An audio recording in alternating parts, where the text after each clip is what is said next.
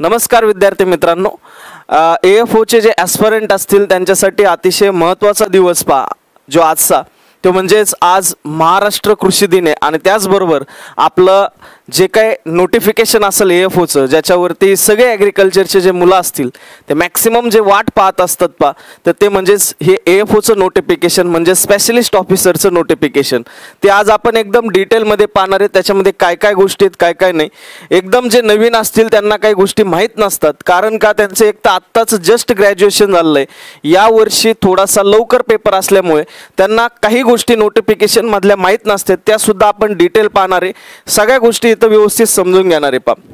आता जे नोटिफिकेशन काल आलेलं आहे रात्री हे नोटिफिकेशन स्पेशलिस्ट ऑफिसरसाठी म्हणजेच याच्यामध्ये फक्त ॲग्रिकल्चर फील्ड ऑफिसर नाही, त्याच्यामध्ये IT ऑफिसर असेल, राजभाषा असेल, लॉ ऑफिसर असेल, HR असेल, असे सगळे जे स्पेशलिस्ट ऑफिसर असतील त्यांच्यासाठी ह्या जागा आहेत तर त्यांच्यासाठी हे नोटिफिकेशन आहे। तर स्पेशलिस्ट ऑफिसरमध्ये IT ऑफिसर येतो स्केल 1, त्याच्यानंतर ॲग्रिकल्चर फील्ड ऑफिसर, राजभाषा अधिकारी, लॉ ऑफिसर, HR किंवा पर्सनल ऑफिसर, त्याच्यानंतर मार्केटिंग ऑफिसर, अशा ह्या 6 पदासाठी स्पेशलिस्ट ऑफिसर मध्ये भरती होत असते आता याच्या महत्त्वाच्या ज्या डेट्स असतील त्या सगळ्यात महत्त्वाच्या असतील ते म्हणजेच काय, तुमची जे फॉर्मचं रजिस्ट्रेशन असेल किंवा जे फॉर्म भरण्याची सुरुवात जी असेल ही आजपासून म्हणजेच 1/7/2025 पासून ते तुमच्या 21/7/2025 पर्यंत, ही डेट लक्षात ठेवा, 21/7/2025 या डेट पर्यंत चालणार आहे 1/7/2025 पासून 21/7/2025 पर्यंत लगेच फॉर्म भरायला सुरुवात करू नका, थोडंसं थांबा, व्यवस्थितपणे ते नोटिफिकेशन पहा, त्याच्यानंतर हा व्हिडिओ पहा, त्याच्यानंतर फॉर्म भरा। लगेच बसले चुका केल्या तर त्या चुका महागात पडतील, डबल फॉर्म तुम्हाला भरावं लागेल तर हे झालं डेटच्या बाबतीत। त्याच्यानंतर जे काय पेमेंट असेल ते सुद्धा आजपासून ते तुमच्या 21 तारखेपर्यंत कधीही तुम्ही करू शकतात। त्याच्यानंतर कॉल लेटर जे असतील प्री एक्झामसाठी तर ऑगस्टमध्येच येतील, त्याच्यानंतर ऑनलाईन एक्झामिनेशन प्रीची जी असेल ती ऑगस्टमध्येच असेल। 30 ऑगस्ट आपल्याला दिलेली डेट तर टेंटेटिव्ह डेट आहे, ते 30 ऑगस्ट 2025 ला आपला पेपर होणार आहे, तर तुमचे ऑनलाईन एक्झामची डेट येते। त्याच्यानंतर रिझल्ट जो असेल तो सप्टेंबरमध्ये लागला जाईल, जी तुमची प्री एक्झाम असेल त्याचं। त्याच्यानंतर जे ऑनलाईन एक्झाम्स जे असेल मेन्ससाठी तर मेन्सचे सप्टेंबर-ऑक्टोबरमध्ये तुमचे कॉल लेटर येतील। त्याच्यानंतर ऑनलाईन एक्झाम जे असेल मेन ही 9 नोव्हेंबरला दिलेली आपल्याला टेंटेटिव्हमध्ये, तर नोव्हेंबरमध्ये तुमची मेन्स असेल, त्याच्यामुळे मध्ये खूप सारा वेळ आहे, त्याच्यामध्ये टेन्शन नाही आपल्याला, कारण याच्यामध्ये सिलेबस पण व्यवस्थितपणे कव्हर होऊ शकतो। त्याच्यानंतर रिझल्ट जो असेल तर नोव्हेंबरमध्ये लागेल, त्याच्यानंतर इंटरव्ह्यू जो असेल डिसेंबर-जानेवारीमध्ये कंडक्ट होईल आणि त्याच्यानंतर प्रोव्हिजनल अलॉटमेंट ही तुमची जानेवारी किंवा फेब्रुवारीमध्येच असेल 2026च्या। तर हे झालं तुमच्या डेट्स, ज्या इम्पॉर्टंट डेट्स असतील त्या 1/7/2025 ते 21/7/2025 हे लक्षात ठेवा। त्याच्यानंतर पुढे गेल्यानंतर अजून आपल्याला काय महत्त्वाचं आहे, खाली तुम्हाला त्यांनी हे दिलेले इंडेक्स की कशाबद्दल कुठं माहिती वगैरे सगळ्या गोष्टी दिलेल्या आहेत। आपल्याला जे महत्त्वाचं आहे तेच आपण पाहतोय। पहिलं जे काही तुमचं व्हॅलिडिटी असेल या नोटिफिकेशनची, ही नोटिफिकेशनची व्हॅलिडिटी ही 1 वर्षासाठी असेल किंवा पुढचं जे नोटिफिकेशन येणार आहे ज्या दिवशी येईल तोपर्यंत याची व्हॅलिडिटी असेल, म्हणजेच तुमची वेटिंग लिस्ट जी असेल ती तुमची 1 वर्षापर्यंत क्लिअर होऊ शकते, हे त्यांनी याच्यामध्ये मेन्शन केलेलं आहे। 1 वर्षानंतर ऑटोमॅटिक हे जे नोटिफिकेशन असेल हे रद्द झालेलं असेल, याच्यानंतर कुठल्या प्रकारची वेटिंग लिस्ट तयार होणार नाही किंवा तिथं आली जाणार नाही त्याच्यानंतर पुढे गेल्यानंतर candidate advise to regularly visit the officially IBPS website, म्हणजेच त्यांनी सांगितलंय की जर तुम्ही फॉर्म भरला त्याच्यानंतरच्या ज्या डिटेल्स असतील तर ते या वेबसाईटवरती जाऊन चेक करायचे, www.ibps.in या सगळ्या डिटेल का सांगतो, कारण नवीन मुलं आहे म्हणून सांगतोय, कारण जे जुने मुलं असतील त्यांना सगळ्या गोष्टी माहिती आहेत पाहिजे। याच्यानंतर जे काही तुमचं बँक्स जे असतील, ह्या किती बँक्सनी ह्या वॅकन्सीज ज्या असतील याच्यामध्ये पार्टिसिपेट केलेलं आहे, तर या 11 बँकेत 11 ज्या नॅशनलाइज बँक असेल यांनी ही सगळी भरती IBPSला सांगितलं एवढे लोक आम्हाला पाहिजे, याच्यातल्या काही बँकांनी काढल्या काही बँकांनी काढलेले नाही आहेत त्याच्यानंतर कॉम्पेन्सेशन हे सगळ्यात महत्त्वाचं असते, ज्यावेळेस आपण कुठल्या पेपरचा अभ्यास करतो त्यावेळेस पगार आपल्याला महत्त्वाचा असतो तर पगार किती स्पेशलिस्ट ऑफिसरचा म्हणजे याच्यात सगळेच आले, याच्यामध्ये IT आलं, याच्यामध्ये जे काय ॲग्रिकल्चर फील्ड ऑफिसर आलं सगळेच आले, यांचं बेसिक जे आमच्या वेळेस 36 होतं, यावेळेस बेसिक की 48 तर बेसिक 48 आहे. तुमचा जो पगार असेल ऑन एन ॲव्हरेज 70 पर्यंत, 70, 75, 80 पर्यंत सुद्धा पगार जातो, 80, 85 पर्यंत पण पगार जातो. त्याच्यानंतर अलाउन्सेस जे असतील हे सगळ्या गोष्टी जर धरल्या तर कधी कधी हा पगार 1 लाखाला सुद्धा टच करतो. वेगवेगळ्या बँकेनुसार हा व्हॅरी होतो, पण बेसिक पगार हा तुमचा 48,480 ऑन एन ॲव्हरेज पकडून चला. 70, 75 तर सहज भेटणार आहे तुम्हाला. याच्यानंतर पुढे गेल्यानंतर जे महत्त्वाच्या गोष्टी असतील त्याच आपण पाहणार आहे. याच्यामध्ये ही एक महत्त्वाची गोष्ट आहे. याच्यामध्ये काय सांगितले त्यांनी, please note that no change of a category and other eligibility criteria will be permitted at any stage after registration of the online application and the result will be process considering the category which has been indicated on the online application subject to the guidelines of a government of India. म्हणजेच तुम्ही जो form भरताल हे सगळ्यात महत्त्वाचं आहे, कारण नंतर form बदलायची वेळ येते. आपण जो फॉर्म भरणार असेल ते व्यवस्थित काळजीपूर्वक भरा. याच्यामध्ये कुठल्या प्रकारची कॅटेगरी असेल तर कॅटेगरी जी आहे तीच टाका. विनाकारण सर मी थर्ड इयरला आहे, मला फॉर्म भरायचा आहे, मी SC मधून फॉर्म भरतो, ST मधून फॉर्म भरतो किंवा PWBD मधून फॉर्म भरतो, कारण का पैसे वाचतील. तुमची जी कॅटेगरी असेल त्याच कॅटेगरीमध्ये फॉर्म भरा, कारण का तुमचं इथं मेन्शन ज्या केलेल्या गोष्टी असतील त्याच ग्राह्य धरल्या जातील. हे लक्षात ठेवा. तुमची जी डेट असेल वगैरे सगळं पासिंग डेट वगैरे सगळं डिटेलमध्ये व्यवस्थित जे क्लिअर असेल तेच तुम्हाला भरायचं आहे. पुढे गेल्यानंतर अजून नॅशनॅलिटी जे की तुम्ही इंडियाचे सिटीजन असले पाहिजेत वगैरे वगैरे. एजेस जे की वयाची मर्यादा काय तर वयाची मर्यादा मिनिमम 20 वर्षे मिनिमम 20 वर्ष आणि मॅक्सिमम जी असेल ती तुमची 30 वर्षापर्यंत तुम्ही हे फॉर्म भरू शकतात. पण ही जी वयाची मर्यादा असेल ही वयाची मर्यादा ही ओपन कॅटेगरीसाठी आहे. ओपन कॅटेगरीसाठी आहे, हे लक्षात ठेवा. ओपन कॅटेगरीसाठी.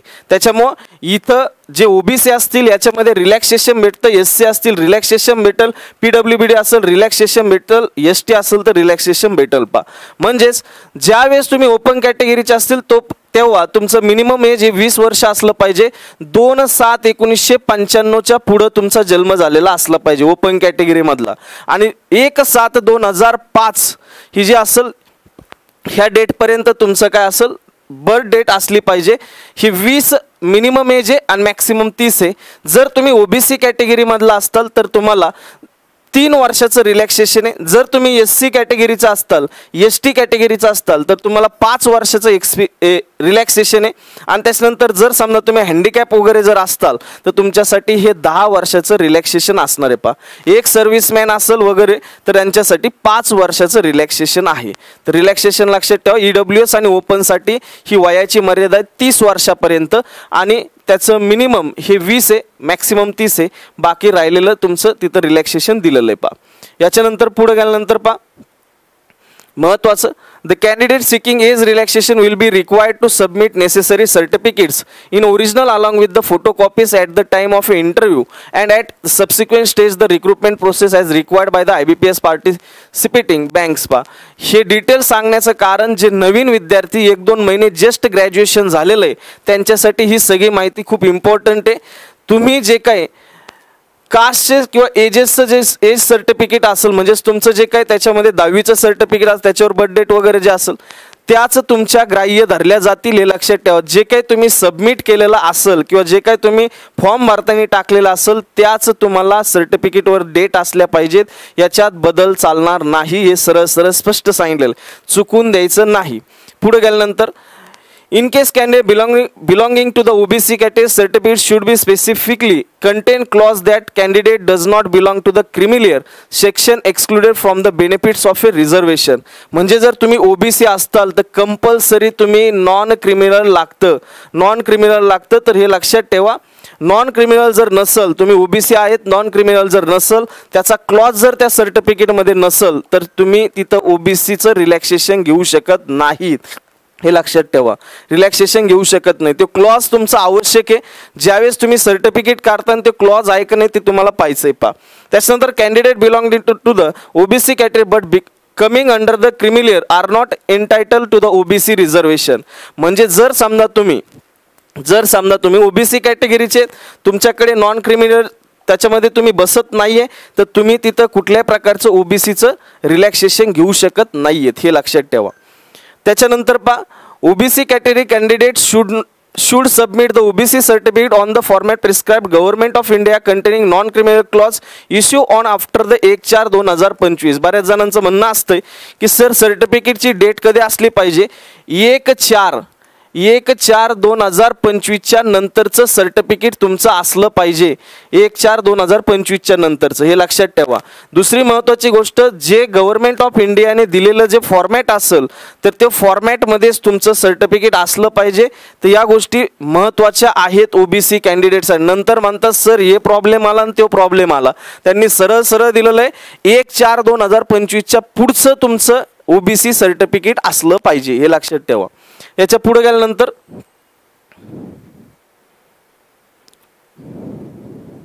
अजून महत्त्वाचं जे महत्त्वाचं आहे तेच डिसॅबिलिटीच्या सगळ्या गोष्टी दिलेल्या आहेत त्यांनी, की डिसॅबिलिटी बद्दल त्यांनी खूप काही गोष्टी दिलेल्या आहेत, ते पण सांगतो मी तुम्हाला की काय काय दिलेलं आहे. त्याच्यानंतर इकॉनॉमिकली विकर सेक्शन पा, जे EWS सर्टिफिकेट असेल तर या लक्षात ठेवा ॲन्युअली इन्कम त्यांचं 8 लाखाच्या खाली असलं पाहिजे तर ते EWS मध्ये बसतात, हे तुम्हाला सगळ्यांना माहिती आहे पा. तर हे लक्षात ठेवा 8 लाखाच्या खाली. त्याच्यानंतर 8 लाखाच्या खाली उत्पन्न तर आहेच, पण तुमचं हे पण पाहिजे 5 एकर ॲग्रिकल्चर जी लँड असेल किंवा त्याच्यापेक्षा जास्त ही लँड चालणार नाही, हे लक्षात ठेवा.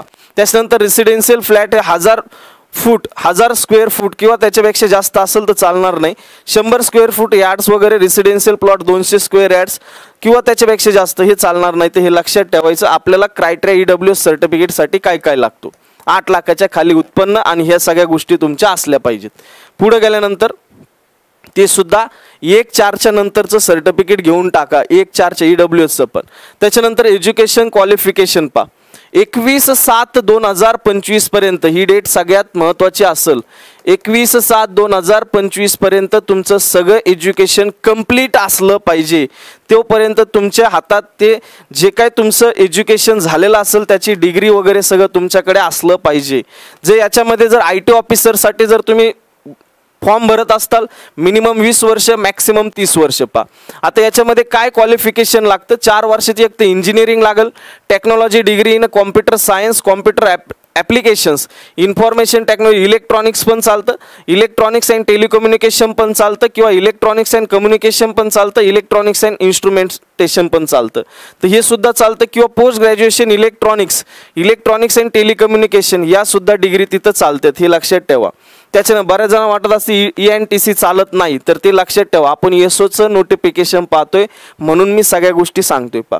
याच्यानंतर ॲग्रिकल्चर फील्ड ऑफिसर जे आपल्यासाठी खूप महत्त्वाचं आहे, मिनिमम 20 वर्ष मॅक्सिमम 30 वर्ष, याच्यासाठी 4 वर्षाची डिग्री तुमची कंप्लीट असली पाहिजे. कोण कोण ॲप्लिकेशन देऊ शकतं तर याच्यामध्ये हॉर्टिकल्चर, ॲग्रिकल्चर, त्याच्यानंतर ॲनिमल हजबंडरीमध्ये डिग्री झाली असेल, veterinary science, dairy science, fishery science, pisciculture, त्याच्यानंतर ॲग्रिकल्चर, मार्केटिंग आणि cooperation and banking, agro forestry, त्याच्यानंतर फॉरेस्ट्री, ॲग्रिकल्चर, बायोटेक्नॉलॉजी चालता, BTech biotechnology, food science, agriculture, business management, food technology, dairy technology, agriculture engineering, sericulture, fishery engineering. तर या सगळ्या गोष्टी, या सगळ्यामध्ये जर तुमचं जर क्वालिफिकेशन जर असेल तर तुम्ही AFOसाठी फॉर्म भरू शकता. राजभाषेसाठी काय लागतं, पोस्ट ग्रॅज्युएशन डिग्री लागते, एक तर हिंदी विथ इंग्लिशमध्ये पण, म्हणजे हिंदी पण पाहिजे, त्याच्याबरोबर तुमचा इंग्लिश सब्जेक्ट असला पाहिजे पोस्ट ग्रॅज्युएशनमध्ये as a subject at a degree graduation level. Post graduation degree in Hindi with तुमचा जी डिग्री असेल त्याच्यामध्ये इंग्लिश असला पाहिजे, किंवा तुम्हाला राजभाषा अधिकारीमध्ये पोस्ट ग्रॅज्युएशन डिग्री संस्कृत जर असेल पोस्ट ग्रॅज्युएशनमध्ये तर इंग्लिश आणि हिंदी हे डिग्रीमध्ये सब्जेक्ट असले पाहिजेत. लॉ ऑफिसरसाठी bachelor degree in law LLB मध्ये तुमची डिग्री असली पाहिजे. त्याच्यानंतर एनरोल ॲडव्होकेट विथ बार काउन्सिलला तुमचं एनरोल असलं पाहिजे. त्याच्यानंतर HR साठी तुमचा graduate and 2 years full time post graduation कशात असेल तरी चालेल, पण तुमचं post graduation full time post graduation degree in 2 years full time post graduate diploma in personnel management, industrial relation, HR, social work, labour law याच्यामध्ये तुमचं post graduation असलं पाहिजे मिनिमम 2 वर्षाचं. मार्केटिंग ऑफिसरसाठी हे सगळ्यात महत्त्वाचं आहे. बरेच जण आपल्या ॲग्रीचे पण याच्यामध्ये ॲप्लिकेशन देत असतात, त्याच्यामध्ये एज तेवढंच आहे. ग्रॅज्युएशन तुमचं लागतं कशातही असेल, 2 years full time MMS marketing, त्याच्यानंतर 2 इयर्स फुल टाईम MBA, एक तर MBA झालं पाहिजे पण ते मार्केटिंगमध्ये असलं पाहिजे. 2 वर्षाचं full time PGDBA, PGDBM, PGPM, PGDM PGDM with specialisation in marketing, म्हणजे पोस्ट ग्रॅज्युएशन हे तुमचं मार्केटिंगमध्ये असलं पाहिजे. त्यावेळेस तुम्ही मार्केटिंग ऑफिसरला अप्लाय करू शकतात. ग्रॅज्युएशन तुमचं BSc ॲग्रिकल्चर आहे आणि तुमचं जर MBA झालं असेल मार्केटिंगमध्ये तर तुम्ही इथं अप्लाय करू शकतात. आता इथं पहा महत्त्वाचं हे येतं, बऱ्याच जणांचा प्रॉब्लेम हा आहे. In case dual specialisation of the field of specialisation should be field prescribe. तुमचं जर ड्युएलमध्ये 2 सब्जेक्ट जर स्पेशलायझेशनमध्ये असतील पण जे तुम्हाला प्रिस्क्राईब म्हणजे या नोटिफिकेशनमध्ये मेन दिलेलं आहे जसं की मार्केटिंग, तर मार्केटिंगच तुमचं त्याच्यामध्ये ग्राह्य धरलं जाईल हे लक्षात ठेवा. ड्युएल जरी असेल किंवा काही काहींचं असतं मेजर आणि मायनर असे दोन्ही पण असतात पहा. याच्यामधला तुमचा मेजर हा तुमचा मार्केटिंग असला पाहिजे. थोडक्यात त्याचं जर झालं असेल MBA मार्केटिंगमध्ये मेजर होता आणि फायनान्स हा तुमचा मायनर होता. मेजर सब्जेक्ट हा तुमचा दिलेला असला पाहिजे, म्हणजे मार्केटिंगमध्ये असेल फायनान्स मायनर असेल तुम्ही ॲप्लिकेशन देऊ शकतात. पण जर तुमचा फायनान्स मेजर असेल तर मार्केटिंग जर तुमचा मायनर असेल तर तिथं तुम्ही देऊ शकत नाही. सरळ मेन्शन केलेलं आहे not eligible to the apply to स्पेशलायझेशनमध्ये पहा. त्याच्यानंतर for the post other than IT officer candidate should have certificate diploma. हा हे लक्षात ठेवा. तुमच्या IT ऑफिसर जर सोडलं बाकीचे जेवढे काही स्पेशलिस्ट ऑफिसर असतील त्याच्यामध्ये तुम्हाला कॉम्प्युटर ऑपरेशन्स किंवा language should have studied computer information as the one of the subject in high school college और इन्स्टिट्यूट. तुमचा कॉम्प्युटरचा काही ना काही संबंध असला पाहिजे. याच्यासाठी तुमच्याकडे एक तर MSc असेल आपल्याला टेन्शन घ्यायचं कारण नाही आहे. जर आपल्याकडे MSc नसेल तर कॉम्प्युटर हा सब्जेक्ट आपल्याला BSc ॲग्रिकल्चरमध्ये होता, त्याच्यामुळे टेन्शन घेऊ नका. ज्याच्याकडे नसेल जर समजा बाकीचे भाषा वगैरे जे असतील यांच्याकडे MSc नाहीये दुसरा आहे तर यांचं जे असेल कॉम्प्युटरमध्ये कंपल्सरी त्यांना काही ना काही सर्टिफिकेट असलं त्यांच्याकडे पाहिजे. आपल्याला टेन्शन घ्यायची गरज नाही. पुढे गेल्यानंतर all the education qualification should be from university institute board government of India.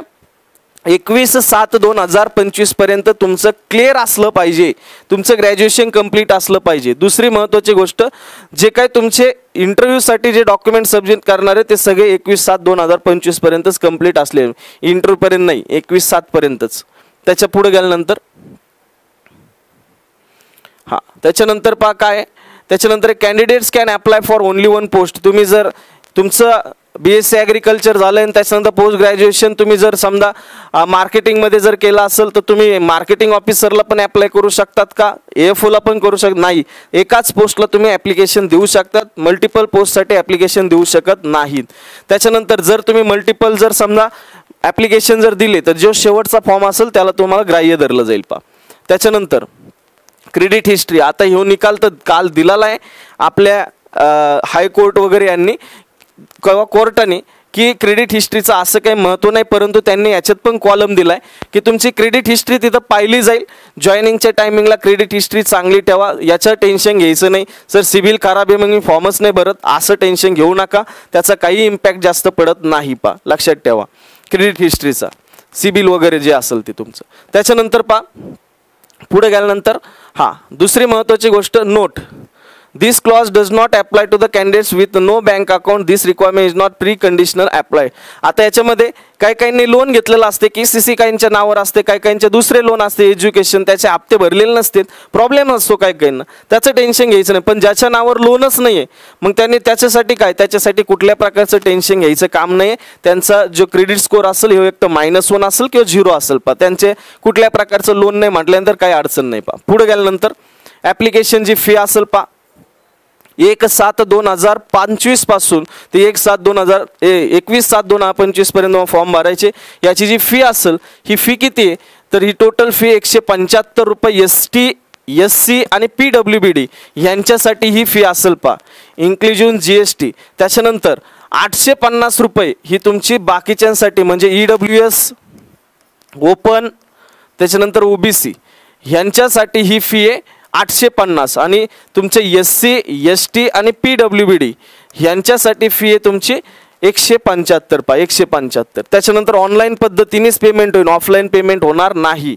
पुढे गेल्यानंतर पा स्ट्रक्चर ऑफ एक्झामिनेशन हे महत्त्वाचे. प्रीचं स्ट्रक्चर काय ते पा, जे काय तुमचं आपल्याला हे लॉ ऑफिसर आणि राजभाषा अधिकारीसाठी हे स्ट्रक्चर दिलं आहे। इंग्लिश लँग्वेज त्यांच्यासाठी 50 क्वेश्चन्स असतील, मॅक्सिमम मार्क 25 असतील, इंग्लिशच मीडियम असेल। रिझनिंग असेल 50 मार्क, 50 क्वेश्चन 50 मार्क, इंग्लिश किंवा हिंदीमध्ये त्यांचं नेचर असेल। जनरल अवेअरनेस म्हणजे GA 50 क्वेश्चन 50 मार्क आणि टोटल असा 150 क्वेश्चनचा पेपर असतो त्यांचा 125 मार्कला। याच्यासाठी 2 तास असतात। याच्यामध्ये तुम्हाला क्वांट दिसत नाही, कशासाठी? लॉ ऑफिसर आणि राजभाषा, त्यांचं क्वांट काय महत्त्वाचं नाही। पण आपल्यासाठी जे ॲग्रिकल्चर फील्ड ऑफिसर असेल, HR असेल, त्याच्यानंतर पर्सनल ऑफिसर किंवा मार्केटिंग ऑफिसर असेल, यांच्यासाठी सिलेबस काय? तर सिलेबस पहा, तो म्हणजेच तुमचं इंग्लिश जे असेल 50 क्वेश्चन्स असतील 25, इथं हाफ मार्कला आहे, लक्षात ठेवा। PO वगैरे यांच्याकडे 1 मार्कला 1 असतोय, त्याच्यामुळे मार्क जास्त पडतात, इथं हाफ मार्क आहे। रिझनिंग असेल 50 क्वेश्चन्स 50 मार्क आहे, हे लक्षात ठेवा। 50 क्वेश्चन्स 50 मार्क आहेत, 50 क्वेश्चन 50 मार्क। त्याच्यानंतर क्वांट जे असेल 50 क्वेश्चन्स 50 मार्क, हे पण लक्षात ठेवा। आणि टोटल असे 150 मार्क्स, 150 क्वेश्चन्स असतील आणि हे तुमचे 125 मार्क्स तिथं आलेले असतील। आणि दुसरं 2 तासाचा तुम्हाला वेळ असेल आणि याच्यामध्ये सेक्शनल टायमिंग पण आहे।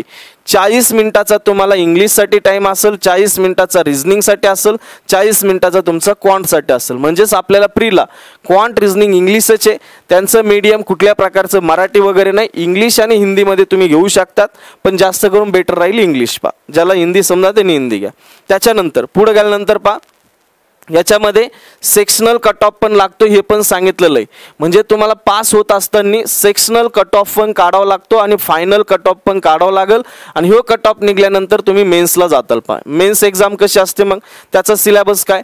मेन्स एक्झाम जे असेल पा, लॉ ऑफिसर असेल, IT असेल, ॲग्रिकल्चर असेल, HR असेल, मार्केटिंग असेल, यांच्यासाठी मेन्स एक्झामला प्रोफेशनल नॉलेज, त्या क्षेत्राचं तुम्हाला नॉलेज असलं पाहिजे किंवा ते तुम्हाला क्वेश्चन्स असतील।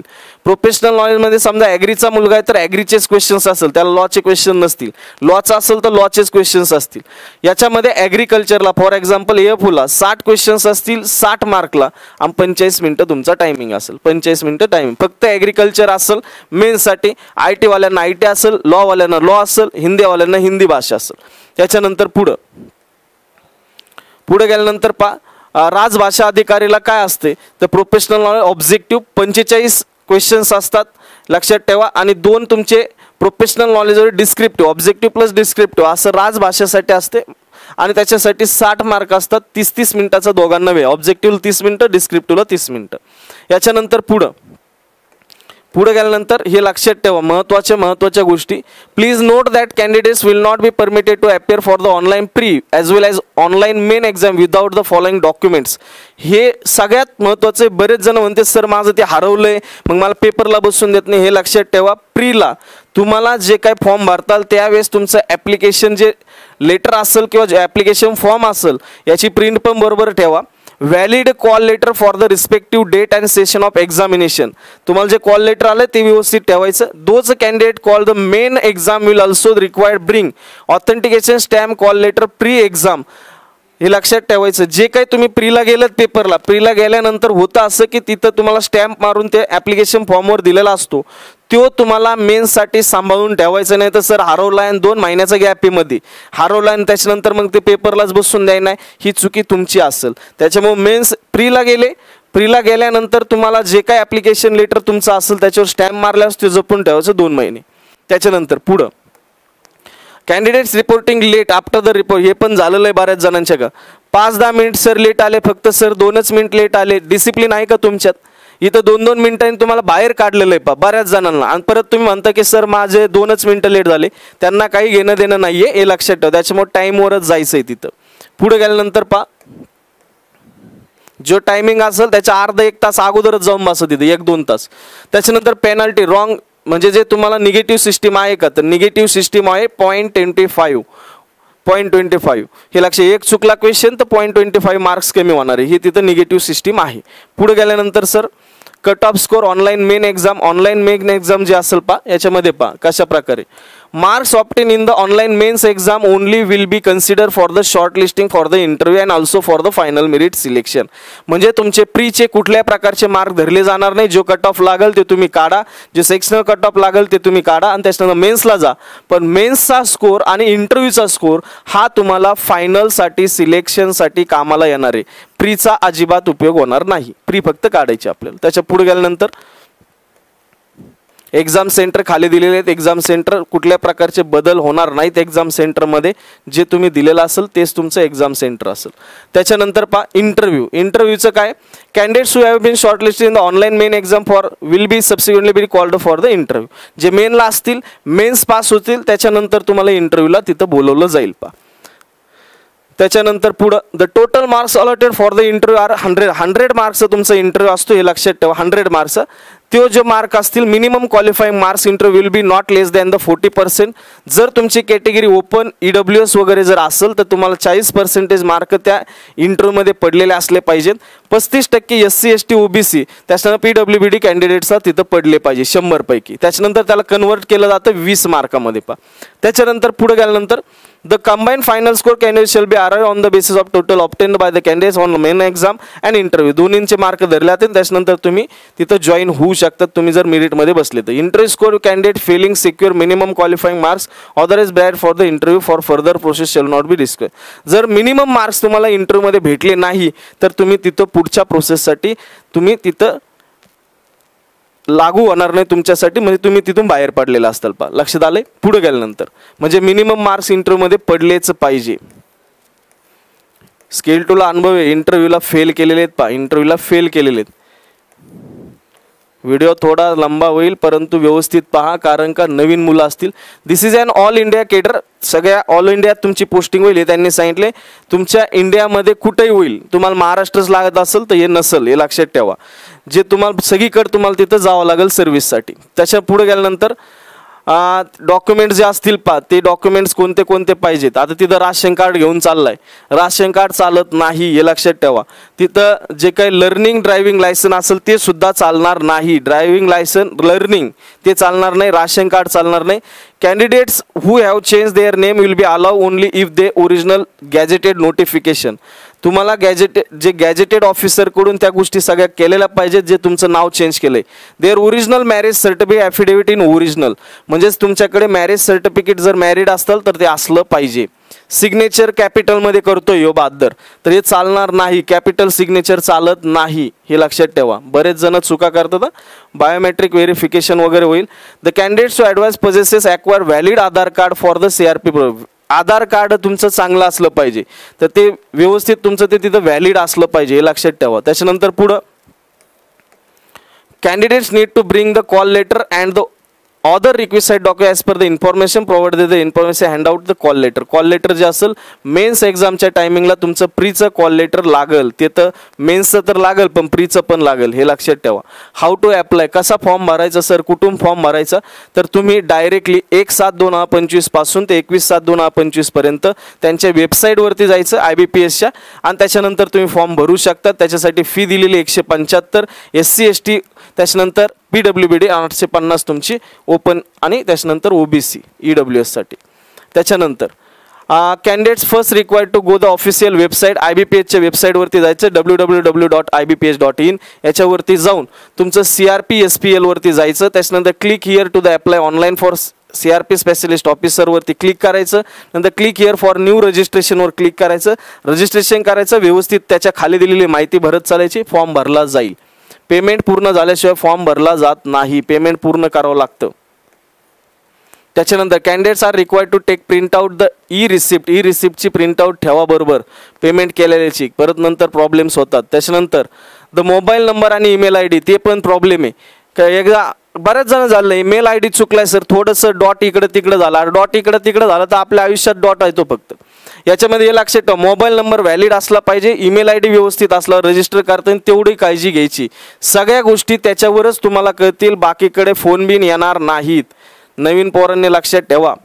त्याच्यानंतर एक लक्षात ठेवा, the scribe arrange by the candidate should not be candidate for the examination CRP if violation of the above detection in at any stage selection candidate CRP both candidate of the scribe will be cancel. म्हणजेच तुमचं जे candidate जर समजा scribe घेऊन गेल्यानंतर काही जर problem जर इकडं तिकडं जर केलं तर त्या कॅन्डिडेट जे असेल त्याचं कॅन्डिडेचर कॅन्सल होईल आणि त्याच्यानंतर स्क्राइब जे असेल त्याला सुद्धा कॅन्सल केलं जाईल. ॲज अ स्क्राइब म्हणून त्याला कॅन्सल तिथे केलं जाईल.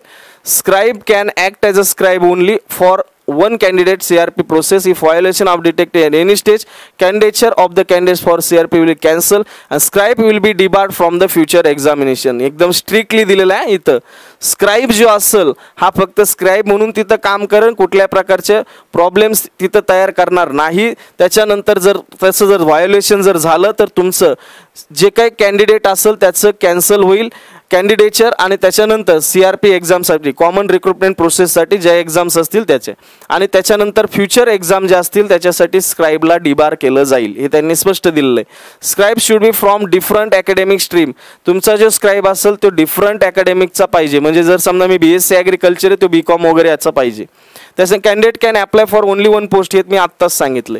जे काही तुम्ही एकाच पोस्टसाठी ॲप्लिकेशन देताल, जो शेवटचा फॉर्म भरला जाईल तो तुमचा ॲक्सेप्ट असेल. कॅपिटल लेटरमध्ये सिग्नेचर चालणार नाही, हे लक्षात ठेवा. ज्या साईजमध्ये पाहिजे फोटो आणि ते त्याचमध्ये पाहिजे. त्याच्यानंतर intimation will be send by email आणि SMS ओनली. लक्षात ठेवा, SMS आणि ईमेल याच्यामध्येच तुमच्या सगळ्या गोष्टी असतील. त्याच्यानंतर खूप मोठं झालं, लेंदी झालंय, 30 मिनिटाचं झालंय. पण पहा, कॉल लेटर्स जे असेल and eligible candidate should download IBPS वेबसाईटवरती तुम्हाला सगळ्या गोष्टी भेटतील पाहते. त्याच्यानंतर स्क्राइबचा फॉर्म अगोदरच भरून द्यायचा आहे, हे पण लक्षात ठेवा. त्याच्यानंतर पहा, तुमच्या स्पेशलिस्ट ऑफिसर 2026-27 साठी किती जागा आहेत. आता हे सगळ्यात महत्त्वाचं आहे. Bank of Baroda 0, bank of India 0. पहा, तर ॲग्रिकल्चर फील्ड ऑफिसरचे जे काही येणार असेल नॉट रिपोर्टेड ते कधी रिपोर्ट करू शकतात. बऱ्याच जणांना प्रॉब्लेम असेल, सर 310 जागा आल्यात, मग काय करू काय नाही, काही करायचं नाही. याच्यावर मी डिटेल व्हिडिओ बनव. पण याच्यामध्ये टोटल ज्या जागा असतील हे 310 आहेत. जे येणार असेल त्यांनी, नवीन जे कॅन्डिडेट असेल त्यांनी समजून, येणार म्हणजे नॉट रिपोर्टेड. 0 जे असेल त्यांना गरज नाही AFOची, त्यांनी दिलेले आहेत तिथं. पण ह्या बदलू पण शकतात. त्यांना जर रिपोर्ट करायचं असेल तर ते रिपोर्ट पण करू शकतात. ज्यांनी 0 दिला ते पण बदलू शकतात. नॉट रिपोर्टेड तर आहेच. इथं सगळ्यात महत्त्वाचं म्हणजे बँक ऑफ महाराष्ट्राने जागा जास्त काढलेल्या आहेत, 80च्या आसपास आहे. पोस्टिंग सुद्धा महाराष्ट्र भेटू शकते बरं का, पोस्टिंग सुद्धा महाराष्ट्र भेटू शकते. तर महाराष्ट्राच्या 80 जागा आहेत. त्याच्यानंतर तुमच्या बाकीच्या इंडियन ओव्हरसीज बँकच्या 80 आहेत. त्याच्यानंतर पंजाब नॅशनल बँकने पुन्हा एकदा जास्त जागा दिल्यात, 150 आहे. तर अशा टोटल तुमच्या 310 जागा असतील, हे लक्षात ठेवा. टोटल याला घाबरून जायचं नाही, जागा नंतर वाढतील, हे लक्षात ठेवा. त्याच्यानंतर HRच्या जागा आहेत तुमच्या 10 फक्त. त्याच्यानंतर IT ऑफिसरच्या जागा आहेत तुमच्या 203, लॉ ऑफिसरसाठी जागा आहेत 56, अशा या सगळ्या जागा आहेत. आणि मार्केटिंग ऑफिसरसाठी 350 आहे. राजभाषासाठी असेल 78 जागा, ते लक्षात ठेवायचं. प्री आणि मेन्स एक्झाम टेंटेटिव्ह आपले जे महाराष्ट्रासाठी जे लोक असतील त्यांना सेंटर कुठं कुठं आहेत तर सेंटर लक्षात ठेवा. अमरावती, अहिल्यानगर, भंडारा, छत्रपती संभाजीनगर, जळगाव, जालना, कोल्हापूर, लातूर, ठाणे, मुंबई या सगळ्या ठिकाणी प्रीचा असेल. इकडे दिलेलं अमरावती, अहिल्यानगर, भंडारा, छत्रपती संभाजीनगर, त्याच्यानंतर जळगाव, जालना, कोल्हापूर येथे सुद्धा तुमचं मेन्सचं असेल. तर सेंटर चांगले निवडा, शक्यतो पुणेच निवडा, माझं असं म्हणणं असते, कारण कॉलेजेस चांगले आहेत तिथले. त्याच्यानंतर पुढं तुम्हाला महत्त्वाचं अजून महत्त्वाचं काय गेलं वर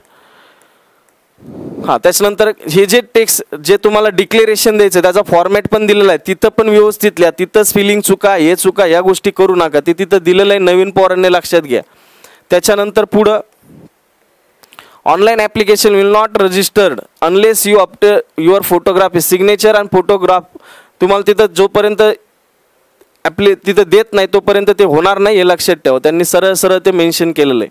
ते त्याच इमेज, तेच साईज, सगळ्या गोष्टी असल्या पाहिजे. बाकी सगळं खाली तुम्हाला फॉर्मॅट दिलेले आहेत वेगवेगळे. जे तुमचे OBC सर्टिफिकेट कसं असलं पाहिजे, PWBD सर्टिफिकेट कसं असलं पाहिजे, या सगळ्या गोष्टी त्यांनी इथं मेन्शन केलेल्या आहेत. या सगळ्या जे अशा फॉर्मॅटमध्ये तुमचं पाहिजे असं त्यांनी दिलेलं आहे. हे गोष्टी सगळ्या माहिती आहेत सगळ्यांना, ठीक आहे. तर अशा प्रकारचं डिटेल नोटिफिकेशन होतं. सर मला प्रश्न पडलाय 310 जागाचा, मला प्रश्न पडलाय मार्केट 350चा, टेन्शन घेऊ नका. पुन्हा जागा वाढू शकतात. मागच्या वेळेस जसं झालंय तसं होऊ शकतं. जागा जर समजा 900-1000च्या दरम्यान जर गेल्या तर पश्चाताप होईल. त्याच्यामुळे अभ्यास चांगला करा, अभ्यास चांगला करा. जागेचा विचार करू नका. मला या 310तच यायचंय, या दृष्टीने प्रीसाठी मेन्ससाठी अभ्यास करायचा आहे. नंतर त्या जागा वाढतील, नंतर त्या फायदा होईल. त्याच्यामुळं 310 साठीच मला लढायचं, एवढं लक्षात ठेवायचं. जे काय ॲग्रीचे पोरं असतील त्यांनी लक्षात आलंय. तर ह्या गोष्टी लक्षात ठेवा. फॉर्मच्या डेट 1/7/2025 पासून ते 21/7/2025 पर्यंत ही तुमची डेट असणार आहे. लक्षात आलंय. फॉर्मचे फी वगैरे 850 एक त्याच्यानंतर 175 का काय येते. ठीक आहे, आपण इथं थांबूया. हे नोटिफिकेशन डिटेल बनवण्याचं कारण जे नवीन मुलं असतील जे आत्ता चालले त्यांना माहीत नसते काही गोष्टी, म्हणून या सगळ्या गोष्टी डिटेल सांगितल्या. त्या गोष्टी नोटिफिकेशन व्यवस्थित ऐका, त्याच्यानंतर फॉर्म भरा हे लक्षात ठेवा. ठीक आहे, तर आपण इथं थांबूया. पुन्हा भेटूया आपण अशाच नवीन व्हिडिओमध्ये. तोपर्यंत धन्यवाद. थँक्यू.